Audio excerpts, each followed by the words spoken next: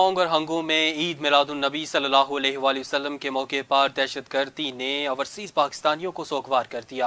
Spain میں مقیم پاکستانیوں نے دہشت گردی کی شدید الفاظ میں مذمت کی۔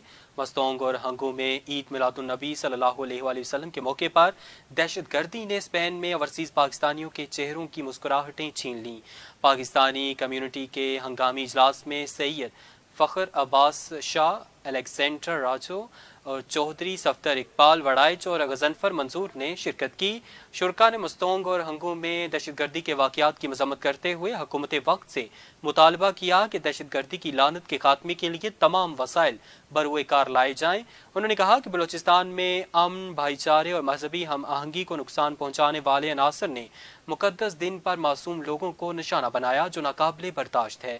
شرکا اجلاس نے مستونگ، ہنگو اور ذوب واقعات میں جاں بحق ہونے والوں کے لواحقین سے تعزیت کی اور زخمیوں کی جلد صحتیابی کے لیے دعا بھی کی۔